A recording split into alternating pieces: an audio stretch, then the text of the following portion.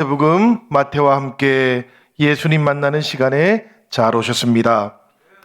오늘 이 저녁에는 금식에 대한 예수님의 가르침을 통해서 마태복음의 예수님을 두 가지 측면에서 우리가 한번 만나보려고 합니다. 예수님께서는 마태를 제자로 부르신 후에 마태의 집에서 죄인들과 식사를 함께 나누었습니다. 세리였던 마태를 제자로 삼으셨던 것이 예수님께서는 많이 기쁘셨습니다. 그리고 또 더 많은 세리와 죄인들이 예수님께로 나온 것도 기뻐하셨어요. 그래서 왜 죄인들과 함께 밥을 먹느냐 그렇게 묻던 바리새인들에게 건강한 자에게는 의사가 필요 없고 병든 자에게라야 쓸데있느니라 라고 그렇게 대답하시기도 했지요. 이 식사의 이야기 이후에 금식에 대한 논쟁이 나오게 된 것은 사실은 이유가 있는 겁니다. 똑같은 내용을 다루고 있는 말씀이 마가복음 2장에 있는데요. 이 마가복음 2장을 통해서 보면 예수님께서 죄인들과 식사를 함께 나누었던 그날이 유대교의 금식일이었기 때문입니다. 그러니까 금식을 해야 하는 날이었다라는 그런 이야기지요. 본래 구약시대 이스라엘 백성들이 금식을 해야 하는 날은 1년 중에 딱 하루밖에 사실은 없었어요. 욤키푸르라고 불리는 대속죄일 하루만 금식을 하면 되었습니다. 그날은 이스라엘 백성들이 음식을 금하고 몸에 고통을 가하면서 회개했고 속죄제를 하나님께 드려야 했습니다. 그런데 예수님 당시의 유대교회에서는 민족의 역사에서 슬픈 사건들을 기억하기 위해서 몇 가지 금식일을 정해 놓았습니다. 그 가운데 대표적인 것이 성전 파괴를 기억하는 날 유대인들은 또 금식을 하기도 했고요. 그러다가 또 바리새인들은 율법이 요구하는 것이 아니었는데도 불구하고 월요일과 목요일 일주일에 2번씩은 자발적인 금식을 했습니다. 세례 요한의 제자들도 똑같이 규칙적인 금식을 했다 그래요. 세례 요한의 제자들은 금욕적인 생활이 대단히 중요한 사람들이었기 때문에 그렇습니다. 그래서 규칙적인 금식과 회개를 전파하면서 하나님 나라가 가까이 왔다라는 것을 선포했던 겁니다.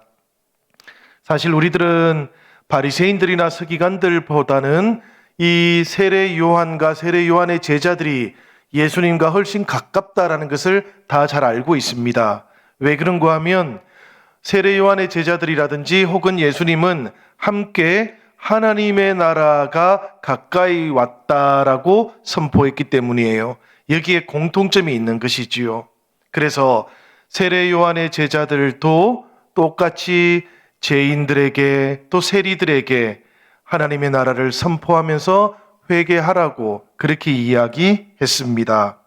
그러니까 생각해 보면 바리새인들이 예수님에게 왜 죄인들과 세리들과 함께 밥을 먹느냐라고 그렇게 비판했을 때는 이 세례 요한의 제자들은 예수님에 대해서 비판하지 않았던 거예요. 자신들과 자신들의 스승이었던 세례 요한도 그렇게 했기 때문입니다. 그런데 이 세례 요한의 제자들이 받아들이기 대단히 어려웠던 게 있었던 것이지요. 그게 뭔가 하면 예수님께서 이 세리들과 죄인들과 함께 가까이 지내는 것뿐만 아니라 금식하는 날에 밥을 먹기도 하고 심지어는 이 세례 요한의 제자들이 볼 때는 잔치를 하고 있던 모습이 보였던 겁니다. 그러니까 이 세례 요한의 제자들은 이건 뭔가 잘못되었다. 저 죄인들과 세리들은 예수님께서 또 예수님의 제자들이 가까이 했다면 그 다음에는 회개하도록 해야 되고 그 다음에는 엄격하게 훈련을 시켜야 되는데 예수님과 제자들은 지금 저 세리들, 죄인들을 마치 흥청망청 놀리는 것 같다. 이런 느낌을 가졌던 것이지요. 그래서 세례 요한의 제자들이 이번에는 예수님께 문제 제기를 하게 되었던 겁니다. 자신들과 바리새인들은 금식을 하는데 왜 예수님의 제자들은 금식을 하지 않는 겁니까? 라고 이렇게 물었던 거예요. 사실 이들의 불만이 이해가 되지요. 이 세례 요한과 세례 요한의 제자들이 믿고 있었던 그런 방식을 고려해 본다면 당연히 금식을 해야만 했던 겁니다. 그런데 문제는 조금 다른 데 있었어요. 예수님의 대답을 한번 들어보면 이렇습니다. 우리 15절의 말씀인데 우리 다 같이 한번 읽어보면 좋겠습니다. 다 같이 읽겠습니다. 혼인집 손님들이 신랑과 함께 있을 동안에 슬퍼할 수 있느냐? 그러나 신랑을 빼앗길 날이 이르르니 그때에는 금식할 것이니라. 여러분, 이 말씀에 보니까 신랑은 당연히 예수님을 가리키는 겁니다. 그리고 혼인집 손님들이 신랑과 함께 있을 동안이라는 것은 결혼식 날을 가리키는 것이겠지요. 그리고 그 뒤에 나오는 신랑을 빼앗길 날이라는 것은 장례식을 가리키는 걸 겁니다.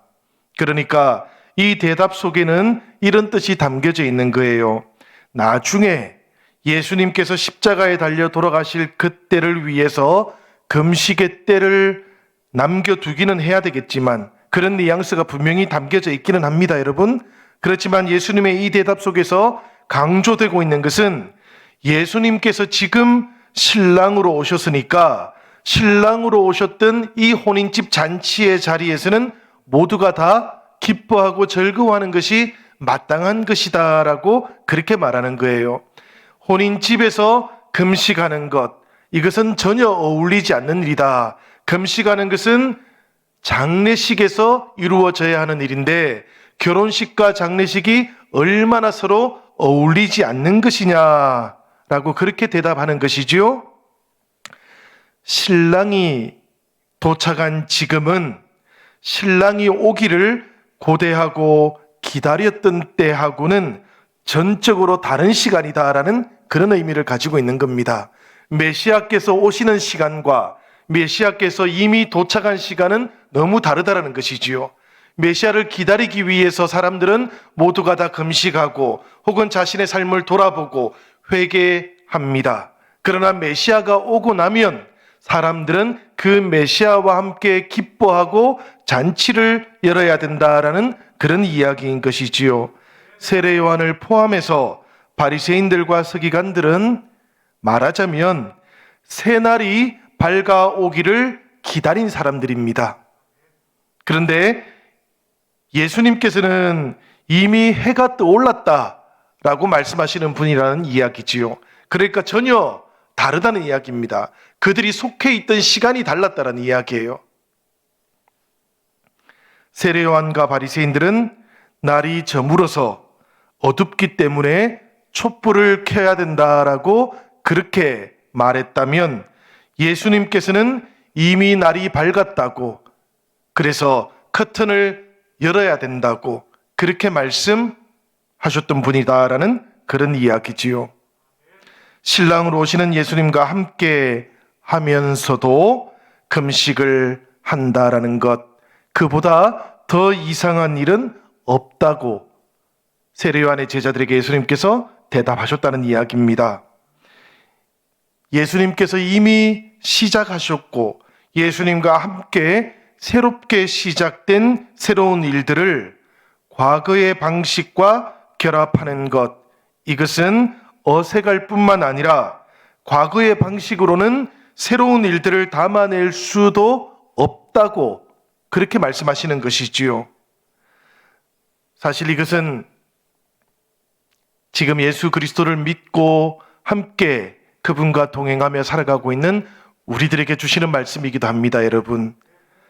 잔치와 같은 기쁨, 그것이 없는 신앙이라는 것이 얼마나 이상한 일이냐라고 그렇게 묻고 계시는 것이지요, 사실. 마태복음은 아주 분명하게 예수님께서 십자가에 달리시고 무덤 속에 계셨던 사흘간이 있지만 그 사흘을 제외하고 나면 단 한순간도 예수님은 우리 곁을 떠난 적이 없으시다고 그렇게 말씀하시는 책입니다. 예수님께서 제자들을 파송하신 다음에 땅 끝까지 증인이 되라고 그렇게 말씀하시면서 세상 끝날까지 너희와 함께 있겠다라고 말씀하고 있는 책이 마태복음 아닙니까, 여러분? 그러니까 사실은 예수님께서는 제자들을 떠나신 적이 없어요. 성도들을 떠나시는 적이 없으시다는 이야기입니다. 그렇다는 이야기는 뭔가 하면 부활하신 예수님과 함께 동행하고 함께 살아가고 있는 성도들에게는 바로 그 신랑과 함께하는 기쁨이 늘 함께 있어야 된다는 이야기입니다. 사실 이 기쁨이 잠시 동안 금식으로 바뀌어야 되는 시간이 있지요. 바로 성금요일부터 주님께서 부활하시기 전까지 그 시간 동안 금식해야 되는 시간일 겁니다. 그러나 주님께서 부활하신 이후에 사랑하는 제자들과 또 모든 성도들과 함께 주님께서 동행하신다면 주님으로부터 생명을 부여받은 우리들 모두의 신앙의 길 속에는 사실은 우울할 이유가 없다는 이야기입니다.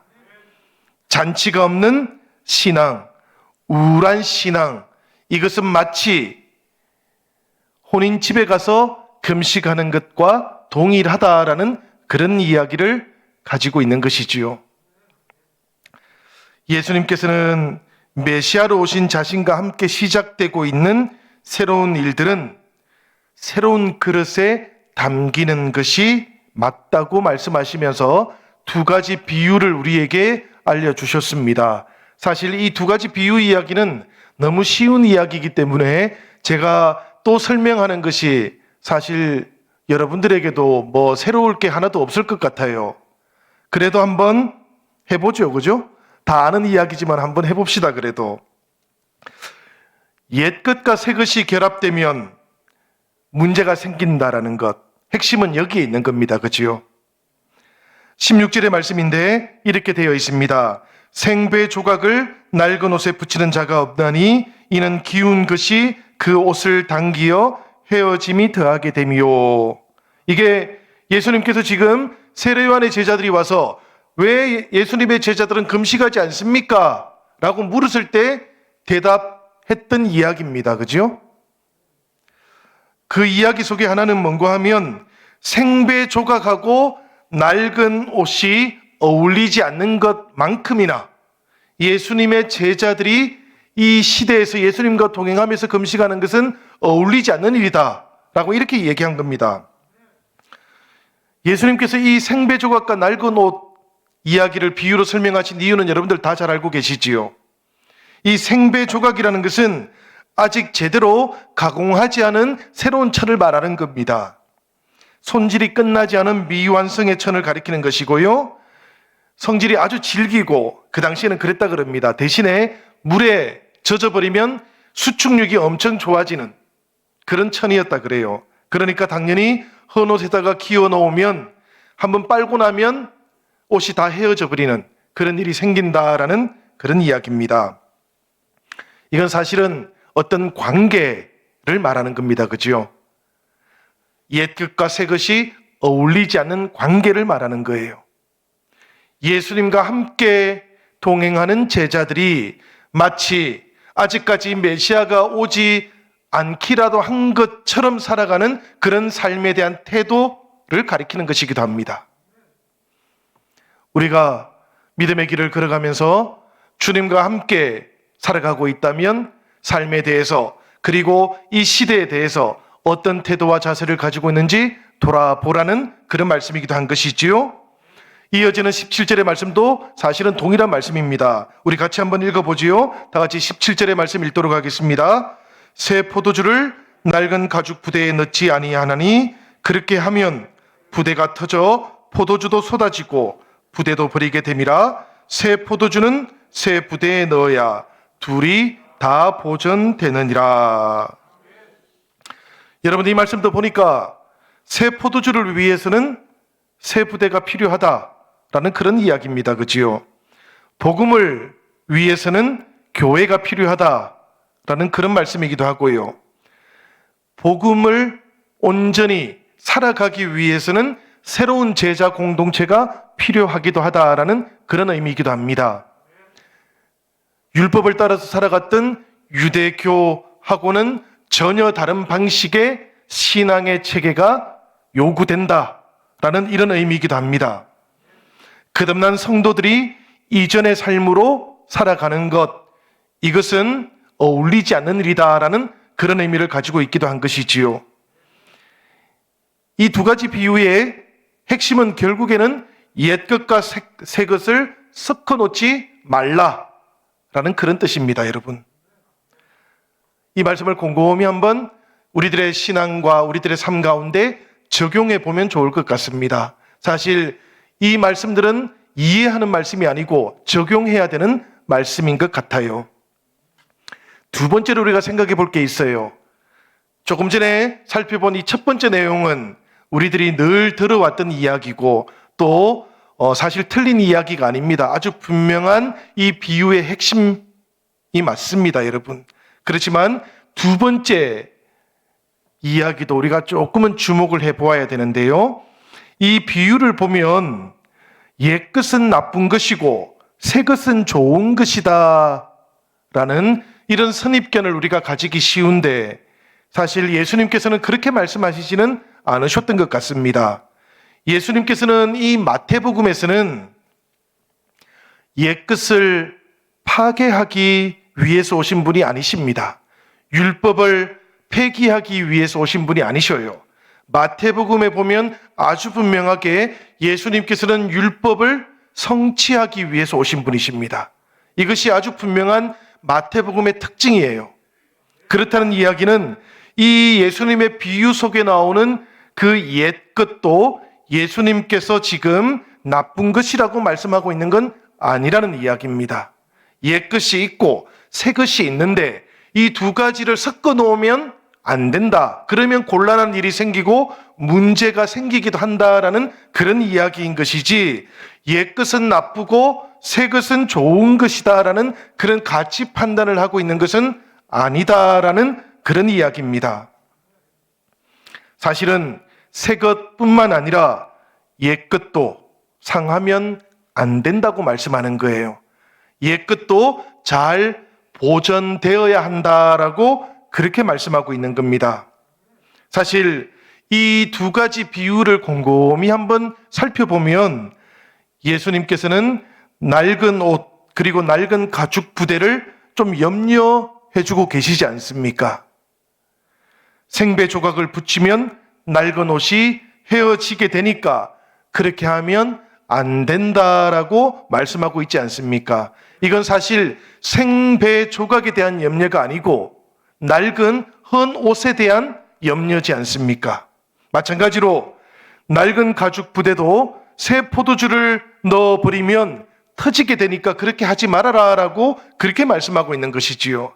그러니까 오래된 이 가죽 부대에 대한 관심을 예수님께서는 가지고 계시다라는 그런 이야기입니다. 당연히 생배 조각 혹은 새 포도주 이것도 아무렇게나 해도 된다라는 그런 뜻은 아닙니다, 여러분.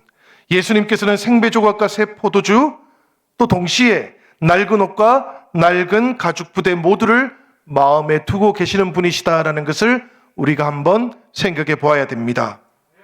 그래서 이 17절의 말씀 끝에 보면 새 포도주는 새 부대에 넣어야 둘이 다 보존되느니라라고 그렇게 말씀하고 있는 겁니다. 여러분, 이 말씀 속에서 둘이라는 것은 무엇을 가리키는 것이겠습니까? 이 둘이라는 것이 새 포도주하고 새 부대를 말하는 게 아닙니다, 여러분. 새 포도주하고 새 부대는 그냥 잘 보존되는 겁니다.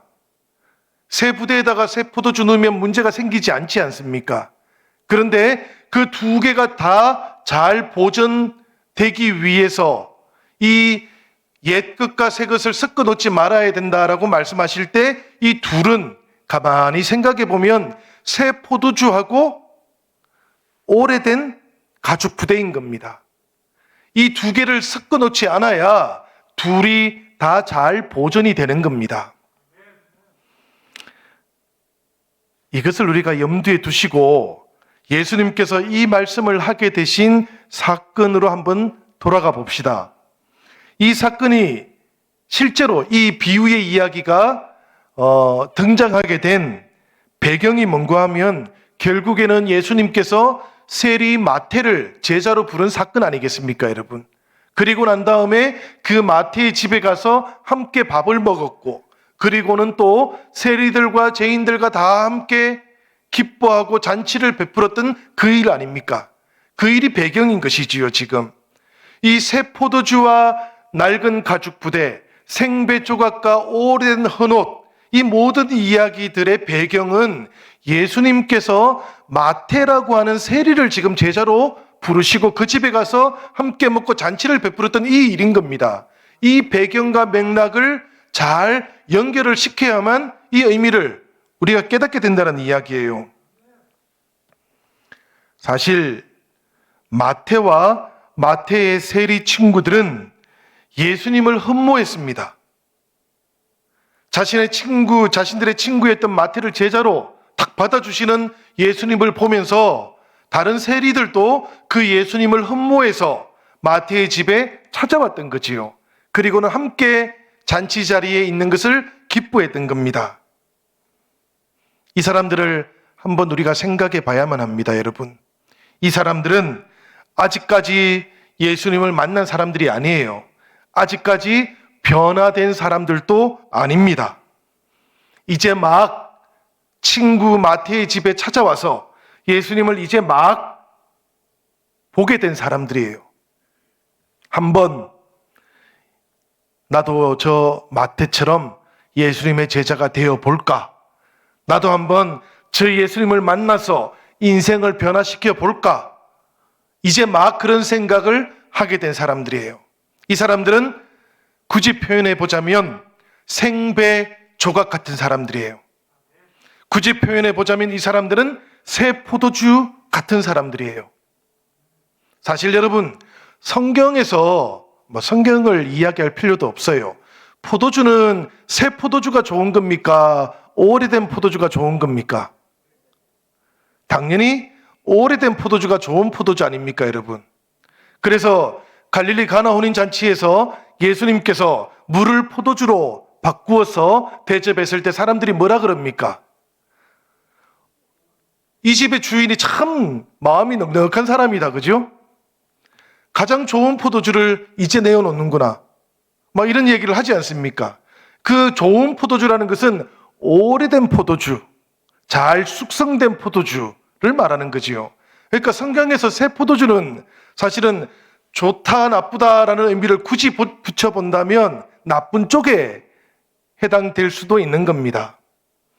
그러니까 지금 여기에서 이제 막 예수님을 만나고 내 인생도 한번 바꾸어 볼까 하는 이 사람들은 아직까지 충분히 숙성되지 않은 그런 예수님의 제자들, 혹은 이제 막 제자가 되어 볼까, 인생을 바꾸어 볼까, 그렇게 마음 먹고 있는 사람들이다라는 그런 이야기예요.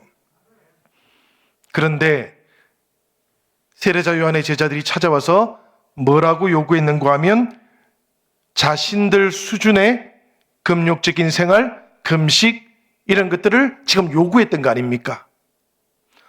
오래된 가죽 부대의 방식을 이제 갓 믿기 시작한 사람들에게 요구하고 있다라는 그런 이야기입니다. 생각해 보면 예수님께서는 이 세례 요한의 제자들에게 이런 두 가지 비유의 말씀을 하시면서 이제 겨우 믿기 시작한 이 세리들에게, 이 죄인들에게 당신들과 똑같은 방식의 신앙생활을 요구하면 안 됩니다라고 그렇게 말씀하셨다라는 거예요. 그렇게 하면 문제가 생긴다는 이야기입니다. 그렇게 하면 이제 처음으로 믿기 시작했던 그 마음이 잘 지켜지지 않을 수도 있다. 시험에 들 수도 있다라는 그런 이야기입니다. 우리가 잘 알고 있는 로마서 14장 1절에서 3절까지의 말씀을 보면 유명한 말씀이 하나 나오지 않습니까? 우리 이 말씀 우리 같이 한번 읽어볼까요? 다 같이 읽겠습니다. 믿음이 연약한 자를 너희가 받되 그의 의견을 비판하지 말라. 어떤 사람은 모든 것을 먹을 만한 믿음이 있고 믿음이 연약한 자는 채소만 먹느니라. 먹는 자는 먹지 않는 자를 업신여기지 말고 먹지 않는 자는 먹는 자를 비판하지 말라. 이는 하나님이 그를 받으셨습니다. 여러분, 이 말씀은 아주 유명한 말씀이에요. 로마 교회 안에 성도들이 있었는데요. 어떤 성도들은 시장에서 파는 고기를 사서 먹었습니다. 또 어떤 사람들은 시장에서 파는 고기는 사서 먹으면 안 된다라고 그렇게 주장을 했어요. 왜 그런가 하면 로마에서 판매되고 있는 대부분의 고기들은 모두가 다 이미 로마 신들, 그 우상에게 바쳐졌던 것들이 시장으로 나왔거든요.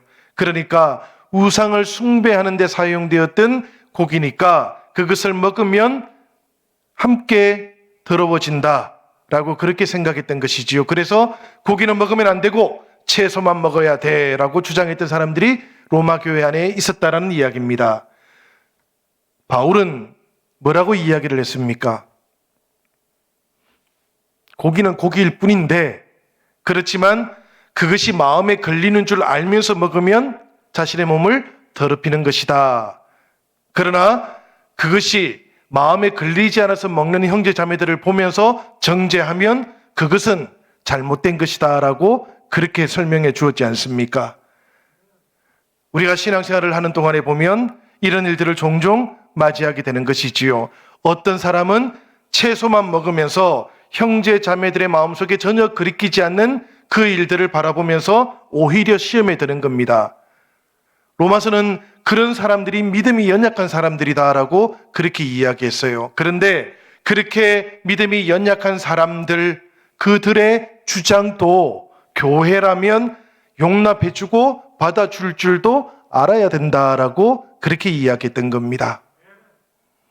사실 교회 안에서 오랫동안 신앙생활 하셨던 분들의 눈으로 보면 어떤 사람들의 신앙은 대단히 연약하고 또 어떤 경우에는 신앙적이지 않은 것처럼 그렇게 보일 때도 있습니다. 그러나 여러분,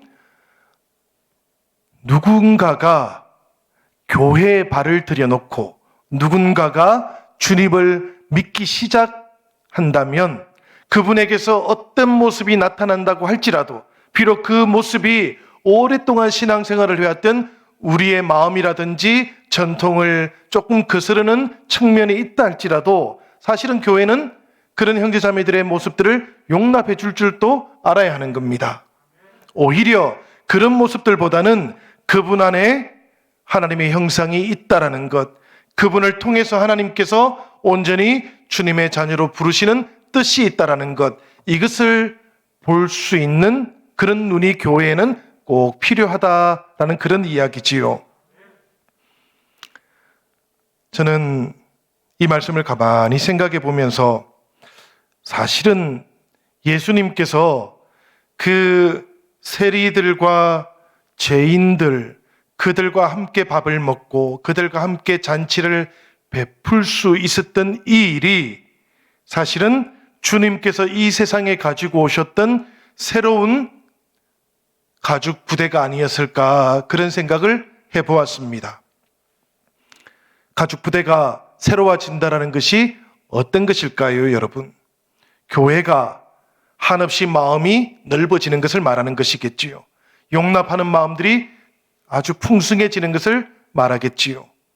낡은 유대교의 그런 방식들로 세리들과 죄인들의 그 모든 행태들, 그리고 심지어는 이 세상에 오신 예수님과 함께 잔치를 베푸는 것을 보면서 받아들이지 못해서 그들의 낡아버린 가죽 부대가 터져나갈 때 주님께서는 오히려 그 세리들과 죄인들과 함께 기쁨의 잔치를 열어놓았지 않습니까? 그 자리가 바로 하나님께서 우리를 위해서 허락해 놓은 새로운 가죽 부대인 것 같다라는 그런 생각을 해보았습니다. 사실 여러분, 우리는 새로운 가죽 부대 그러면 어떤 공동체라든지 아니면 어떤 틀을 생각합니다. 그런데 사실은 예수님께서 행하셨던 그 모든 일들, 우리가 다음 주에 보겠습니다마는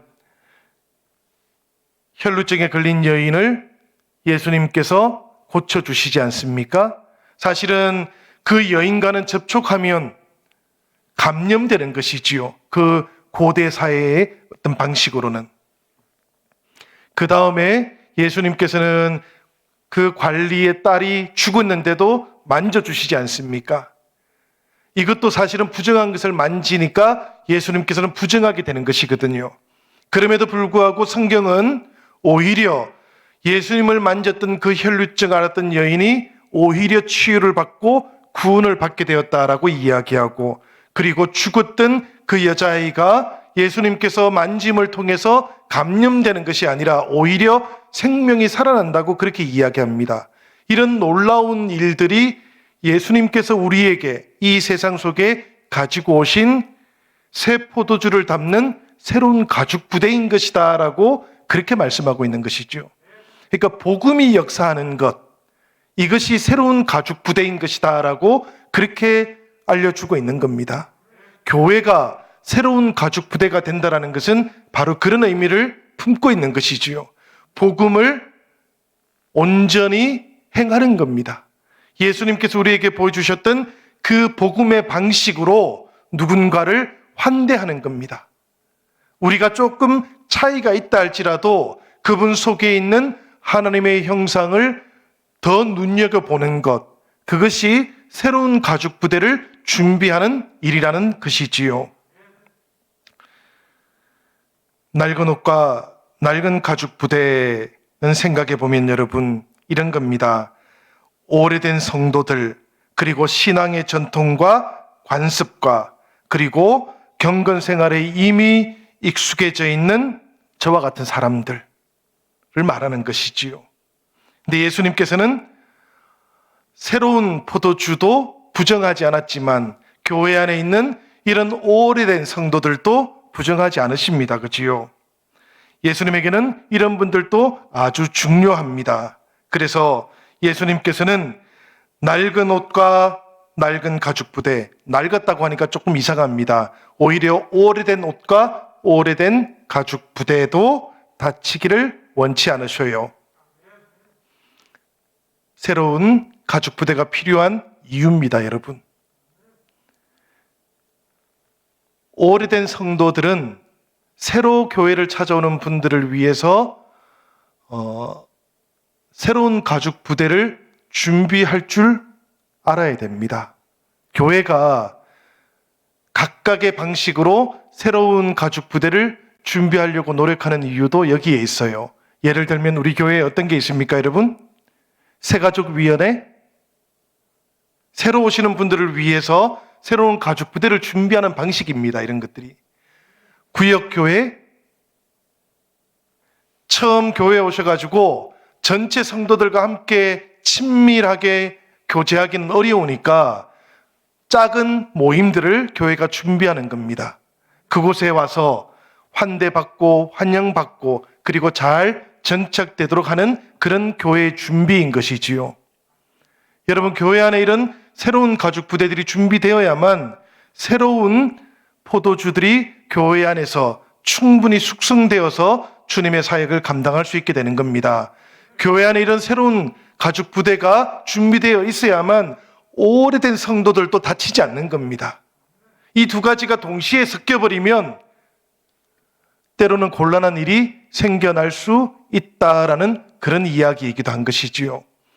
오늘 말씀은 예수님께서 세례 요한의 제자들에게 하셨던 말씀이지만 동시에 예수님의 제자 공동체가 어떤 원리를 가지고 공동체로 세워져 가야 되는가에 대한 그런 지혜도 주시는 그런 말씀이라고 생각됩니다. 사랑하는 여러분, 오늘 다시 한번 이 예수님의 말씀을 잘 새겨보시면서 이 비유의 마지막 결론, 새 포도주는 새 부대에 넣어야 둘이 다 보존된다라는 이 예수님의 말씀을 우리가 곰곰이 한번 묵상해 보시는 시간을 가지시기를 바랍니다. 오늘 이 시간 말씀은 여기까지만 하고